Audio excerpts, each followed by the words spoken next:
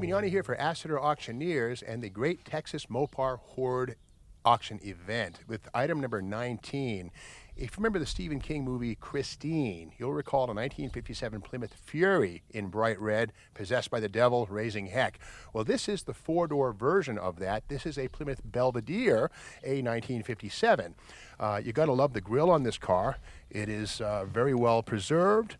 And the other components, I think, are in the trunk. We'll find out in a moment on that one. But what looked to be quad headlamps here in 1957 were not. They weren't fully legal in all states, so Plymouth offered the outboard headlamps and inboards were actually directionals. But 58, yes, they became quad lamps. They look quad, but they're not. Little trivia. Okay, let's pop the hood and look at what we have. Okay, while Christine, a Fury, would have had a dual quad 318 poly. This is the 301 poly with a 4-barrel carburetor. This is the Power Pack, 235 horsepower. This one does have manual steering. I do see air conditioning, factory air, which is a very, very cool thing right there. And this is the factory air cleaner right here. It's a low-profile air cleaner because Virgil Exner designed these cars, 1957 on, to be very, very low, and a standard air cleaner just doesn't fit. And again, 57, first year for Chrysler's torsion bar front suspension, seen on this one here. Okay, let's break out the magnet and see if this is a rusty one or a nice one. Look at that. Magnet sticks. This is a nice rust-free example. I dare say this might be original paint.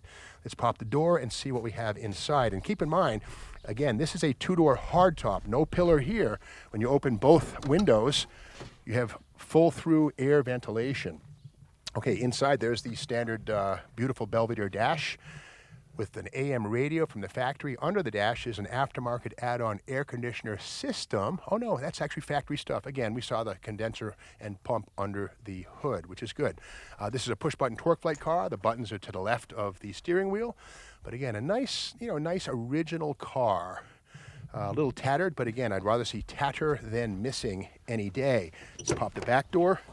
And again, no B-pillar. Roll the windows down on this car after restoration, take the family out for a ride, and what a nice thing to have the breeze and the scenery passing by without any obstruction from the pillars. Now down here in the rockers, what may be rust, okay, a little bit of bubbling here. Let's see if the magnet wants to stick. It does. So this is bubbling, first time, not been doctored, there's no putty in there. That's, original rust, as it were. Grind that out, weld it up, you'd be okay. The lower quarter panels here, wow, they look great. Magnet wants to stick. This is factory original metal. A little bit of a bubble happening there, but again, this car is 1957, so it's entitled to a little bit of rust. Quarter panels, 1957, first year for the fins, which would grow and grow until 59. Belvedere, the rear bumper is looking very good. Love the plastic lenses. They're in really good condition. Let's pop that trunk and see if the parts are inside. And yes, okay, here are the missing grille components. Right here, this is the valance up front. Good to see that. The trim, this is a nice piece of gold anodized trim for the car. This stuff, if you need it, good luck. It's here. Let's have a peek under the trunk mat. I don't want to tear this, but yeah, it looks kind of hard to get in there. But it looks to be, yeah, it's got a little bit of surface rust, which is standard fare. It's maybe a little thinner than standard, but it's not porous. It's not a hole.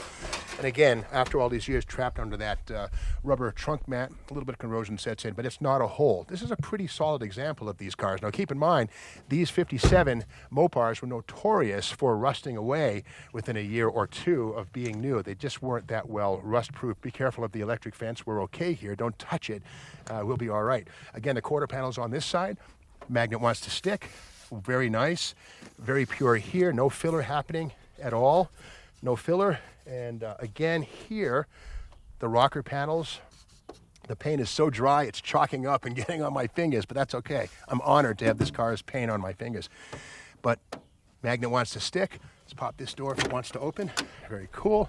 Take a peek inside. The headliner has dropped down, but that's not a big deal. That's very, very easily replaced. And let's pop the driver's front door, passenger front door open. And there it is right there. Nice bench seat up front. What a fantastic car this is. Imagine this as a brand new vehicle being sold to some happy buyer somewhere out there in the countryside, driving it home.